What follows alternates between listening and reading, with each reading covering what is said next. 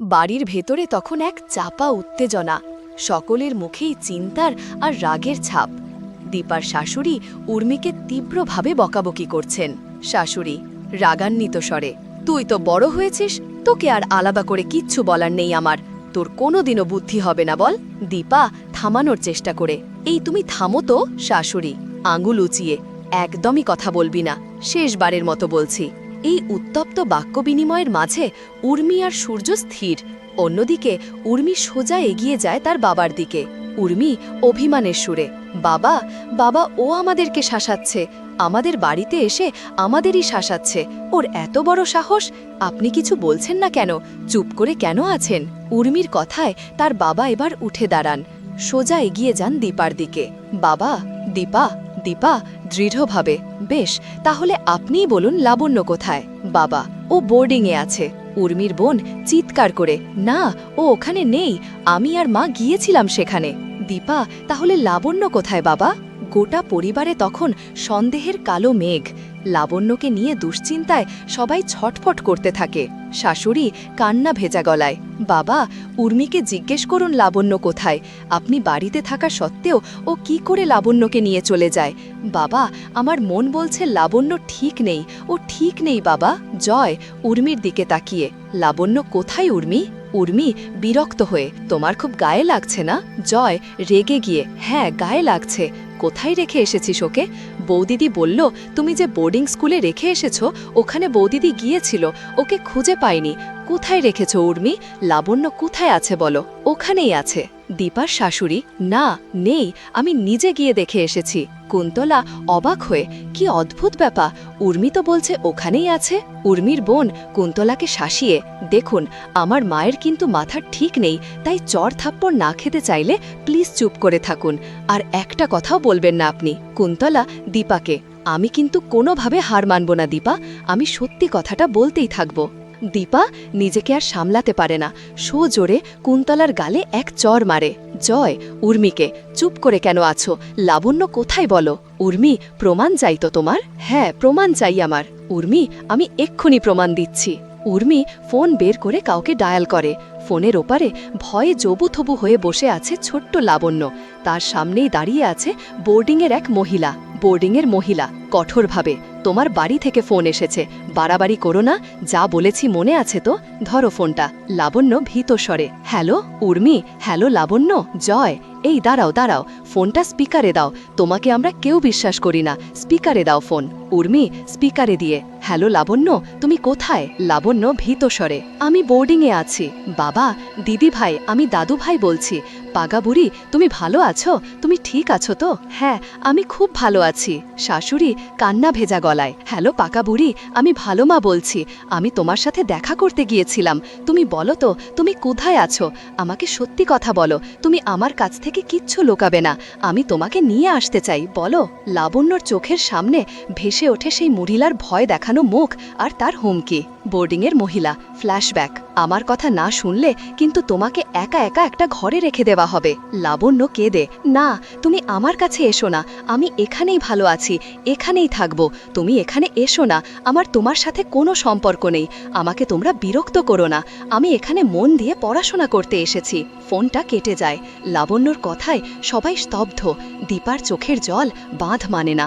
উর্মি বিদ্রুপের হাসি হেসে, পেলি তো প্রমাণ? কুন্তলা হেসে, দীপা, আগেরবার মেয়েটাকে ওখান থেকে বের করে দিয়ে কোন বিপদের মুখে ঠেলে দিয়েছিলে মনে আছে তো? এই জন্যই বলে মায়ের চেয়ে মাসির দরদ বেশি, ওকে থাকতে দিন না ওখানে, ও তো ভালো আছে বলছে। সোনা, থাকতে দেবে কেন ওকে? ওকে তো বের করে বিপদে ফেলবে, তারপর উদ্ধার করবে, আর সেই দিয়ে নিজের নাম কিনবে, তারপর সবার চোখে বড় হওয়ার চেষ্টা করবে। শাশুড়ি চিৎকার করে, সোনা, অসভ্য, তুই অসভ্যতামির জায়গা পাসনি না, এক চড় মারব। সূর্য দীপাকে উদ্দেশ্য করে, আবারও সেই একই কাজ করলেন ম্যাম আপনি। আমার বারবার মনে হচ্ছিল আমাদের তরফ থেকে ভুল হয়েছে, যেটা আপনার সাথে আমরা করেছি সেটা ভুল, বাট না, আমার এখন মনে হচ্ছে we have done the correct thing, ঠিক করেছি আপনার সাথে। সোনা অবাক হয়ে, কারেক্ট থিং? দীপা সূর্যের দিকে এগিয়ে গিয়ে, আপনি নিজের মনকে জিজ্ঞেস করুন তো সব ঠিক আছে কিনা, একটু মনে করার চেষ্টা করুন, আপনার একটা ভরা পরিবার আছে, আপনার চোখের সামনে যে পর্দাটা আছে সেটা সরান, পরিষ্কার ছবিটা দেখুন। সূর্য বিরক্ত হয়ে, আমার পরিবার থাকা সত্ত্বেও আপনি আমাকে এই কথাগুলো কেন বলছেন? By the way, who are you? কে আপনি? একটা কথা সব সময় মাথায় রাখবেন, you are just my business partner, nobody else. বারবার লাবণ্যের কথা বলছেন, কে হয় ও আপনার? হু আর ইউ? দীপা চোখে জল, দৃঢ় কণ্ঠে, আমি কে? আমি আপনার স্ত্রী। দীপার কথায় সূর্যের মাথায় যেন আকাশ ভেঙে পড়ে, স্তব্ধ হয়ে যায় গোটা পরিবার। দীপা, আমি লাবণ্যের মা, আর আপনি লাবণ্যের বাবা। আমরা স্বামী স্ত্রী। সূর্য অবিশ্বাসের দৃষ্টিতে, আপনি সত্যি আমার স্ত্রী? আপনি আপনি আমার দীপা? আপনি জানেন আমার দীপা মাথায় ঘুমটা করে, সিঁদুর পরে, কপালে একটা লাল টিপ থাকে, কানের পাশে একটা ফুল গোজা থাকে সব সময়, আর সে তো হাতে শাখা পলাও পরে। আপনার হাতে তো শাখা পলা নেই। আপনি ঘুমটা করে সিঁদুরও পরেননি দীপার মতো, মাথায় টিপ নেই, কানের সামনে ফুল নেই। আপনি কেন বললেন আপনি আমার স্ত্রী? আপনি তো মিথ্যে কথা বলছেন আমাকে। আপনি আমার দীপা নন, আপনি আমার দীপা হতে পারেন না। আপনি আমাকে মিথ্যে কথা বলছেন। আপনি আমার দীপার মতো দেখতে, আপনার নামও দীপা, বাট দীপা কান্নায় ভেঙে পড়ে। আমি মিথ্যে কথা বলছি না, বিশ্বাস করুন, আমি সেই। সূর্য চিন্তিত, আপনি সেই তো? না, দাঁড়ান, এক্ষুনি প্রমাণ হয়ে যাবে। সূর্য এগিয়ে যায় এবং সিঁদুরের কৌটো হাতে তুলে নেয়। সোনা চিৎকার করে, দাদু ভাই, শাশুড়ি, নাটক নাটক নাটক, নতুন করে নাটক শুরু হয়েছে এই বাড়িতে। দাদু ভাই, তুমি চুপ করে থাকবে, তুমি কিছু বলবে না। সূর্য দীপাকে, আপনি আমার স্ত্রী তো? বেশ, এই সিঁদুরটা আপনাকে পরিয়ে দিই। এই সিঁদুরটা আমি আপনাকে পরিয়ে দেব, দেখি আপনাকে দীপার মতো লাগে কিনা। এক্ষুনি সবটা প্রমাণ হয়ে যাবে। সূর্য সিঁদুরের কৌটো হাতে নিয়ে দীপার দিকে এগিয়ে যায়। তার চোখে মুখে তখন তীব্র সংশয় আর যন্ত্রণা। দীপার চোখে জল, মুখে একরাশ আকুতি। গোটা পরিবার শ্বাসরুদ্ধ হয়ে তাকিয়ে থাকে। বাবা আর্তনাদ করে, তুমি কি আমার ছেলেটার মাথা পুরোপুরি খারাপ না করে ছাড়বে না? দীপা কান্নায় ভেঙে পড়ে, বাবা, আমি এরকম কিছু চাইনি। আমি ওনাকে সত্যিটা মনে করাতে চাইছিলাম, নইলে যে পরিবারটা ভেসে যাবে। কাকিয়া, শোনো দীপা, এই বাড়ি, এই সংসার অনেক কারণে, অনেক অশান্তিতে ভেসে গেছে, আর তার সব থেকে বড় কারণ হলো তুমি একা। তাই তুমি আর কোনো কথা বলবে না। সূর্য বাবাকে, ওকে কেন দীপা বলে বলছো? ওকে দীপা বলছো কেন? ও মিথ্যে কথা বলছে। She is lying. উনি আমার স্ত্রী নন, উনি মিথ্যে কথা বলছেন আমাকে। সূর্য মানসিকভাবে ভেঙে পড়ে। বাড়ির ছেলেরা তাকে ধরে সামলানোর চেষ্টা করে। বাবা হাত জোর করে দীপাকে, মা, আমি তোমাকে হাত জোর করে বলছি, আমার ছেলেটাকে রেহাই দাও, ওকে একটু শান্তিতে থাকতে দাও। দেখতে পাচ্ছ তো নিজের চোখে ছেলেটা কতটা অসুস্থ। কাকিয়া, দীপা, আমি না তোমাকে পায়ে হাত দিয়ে বলছি, আর অশান্তি করো না। তুমি প্লিজ যাও এখান থেকে। লাবণ্যকে নিয়ে তোমাকে আর ভাবতে হবে না, আমরা আছি ওর জন্য।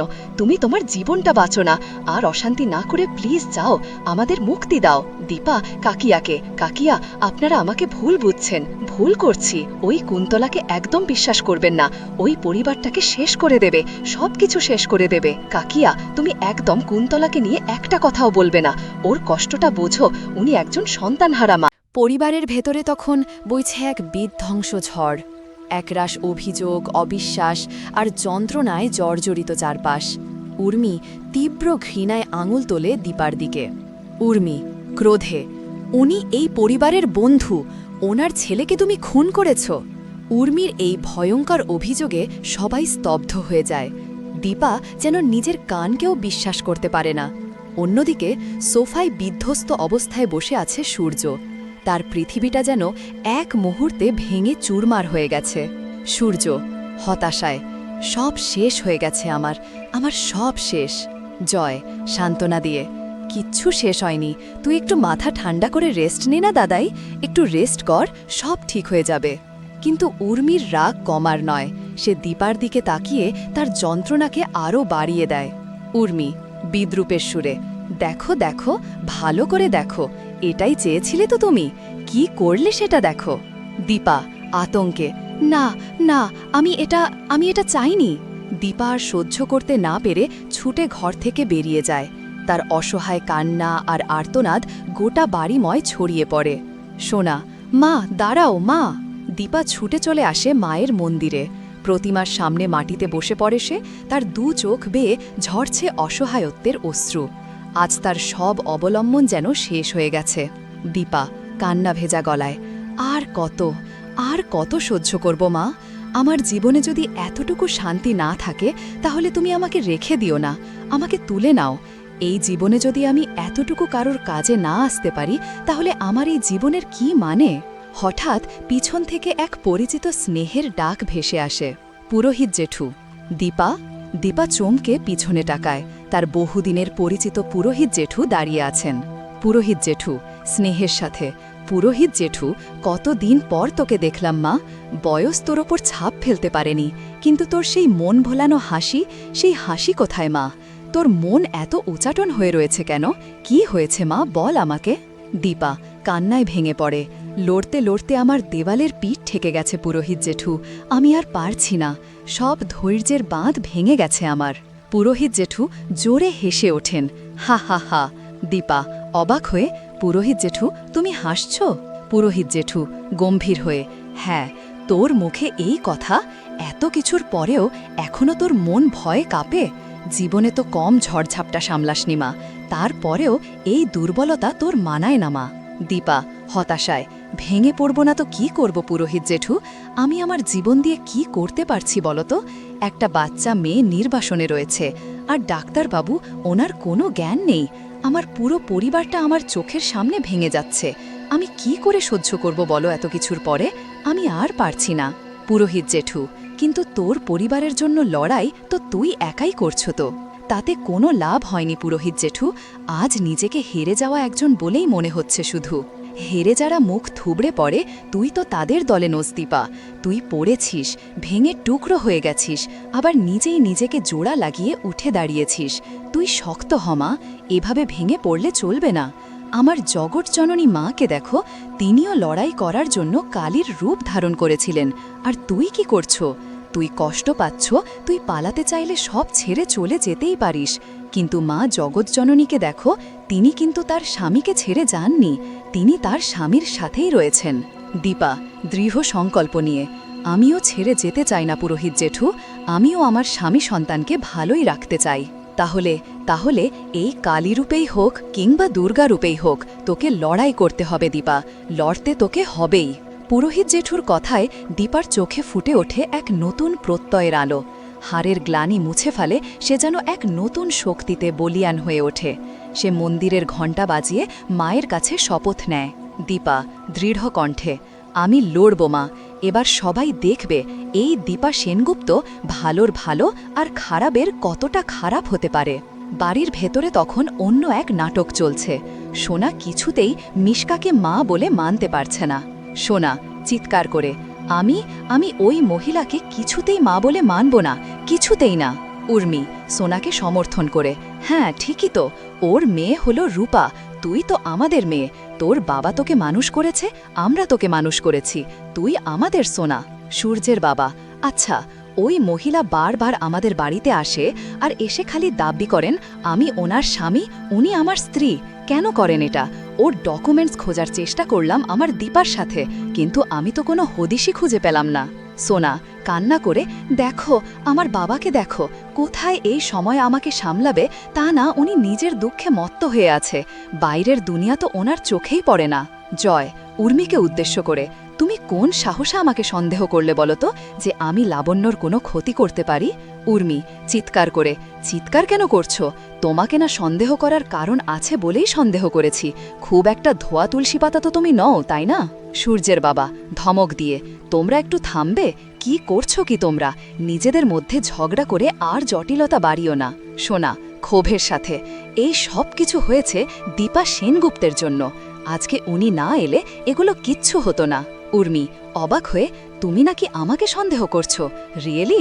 আমার সাথে বিশ্বাসঘাতকতা করে, আমাকে সন্দেহ করে আবার আমাকেই জেরা করছো?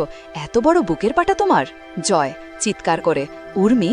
সূর্য মাথায় হাত দিয়ে, থামো তোমরা, আমার আর ভালো লাগছে না। কি হচ্ছে প্রতিদিন এই বাড়িতে? আমার সত্যি ভালো লাগছে না, আমার মাথা ব্যথা করছে। তোমরা আর কথা বলো না, চিৎকার করো না, দয়া করে একটু শান্তি বজায় রাখো প্লিজ। এমন সময় বাড়ির আর একজন মহিলা এসে সূর্যের ভাই জয়কে আটকায়। ভাই? সূর্য বিরক্ত হয়ে, কে ভাই? কিসের ভাই? কে আপনি? আচ্ছা, আপনাকে দীপা সেনগুপ্ত পাঠিয়েছেন না, যে মহিলা আমাদের সব কিছু শেষ করে দিতে চায়। আপনি এখান থেকে যান প্লিজ, আমাদের এমনি ভালো লাগছে না। আর ঘাঁটবেন না দয়া করে, কোনো কথা বলবেন না, আপনি এখান থেকে বেরিয়ে যান। সূর্যের বাবা চিৎকার করে, কি হয়েছেটা ওর বাবা? তোমরা ওর মনের মধ্যে এসব কথা ঢোকাচ্ছ কেন? উর্মি, এই বাড়িতে এমনিও কিছু ঠিক হয় না দিদি, তাই তুমি এটা নিয়ে কথা বাড়িও না। সূর্যের ভাই, দাদাই আপনি শান্ত হন, আমি আপনাকে আপনার ডায়েরিটা এনে দিচ্ছি, আপনি ওখানে লিখে রাখুন দীপা সেনগুপ্ত একজন বিষ। সূর্য বিরক্ত হয়ে, তুমি ওকে দিদি বললে কেন? উর্মি, এমনি বলেছি, বড় হয় তাই বলেছি। আপনি দাঁড়ান, আপনার ডায়েরিটা এনে দিচ্ছি। সূর্যের মা, শোনো প্লিজ, তোমার কোনো পার্সোনাল এজেন্ডা থেকে আমাদের বিজনেসটা অনেক বেশি ইম্পর্ট্যান্ট। বিজনেসের কোনো ক্ষতি আমরা এর জন্য করতে পারবো না। সোনা ক্ষোভের সাথে, ওহ, বাবাকে নিয়ে তাহলে তোমাদের কারোরই কোনো মাথা ব্যথা নেই। সূর্যের মা, কেন থাকবে না রে? প্লিজ, প্রয়োজনটা না বুঝে এসব বোকা বোকা কথা বলে প্লিজ সময় নষ্ট করিস না সোনা। এখন আমার কথা তোমাদের বোকা বোকা মনে হচ্ছে।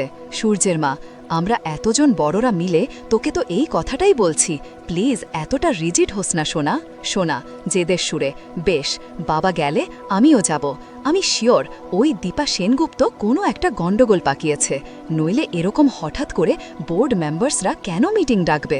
হ্যাঁ ঠিক বলেছিস, আমিও যাব, আমিও দেখতে চাই কি হয়েছে।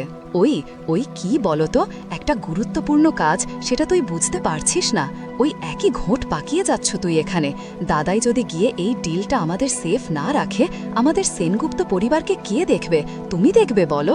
সূর্যের চরম মানসিক অস্থিরতার মধ্যে তার মুখ থেকে বেরিয়ে আসে এক চরম ঘৃণা মিশ্রিত স্বীকারোক্তি। সূর্য ফিসফিস করে, আমাদের সব কিছু শেষ করে দিতে চাই Deepa. Deepa Sengupta, I hate you. আমি আপনাকে ঘৃণা করি দীপা সেনগুপ্ত, ঘৃণা করি। I hate her.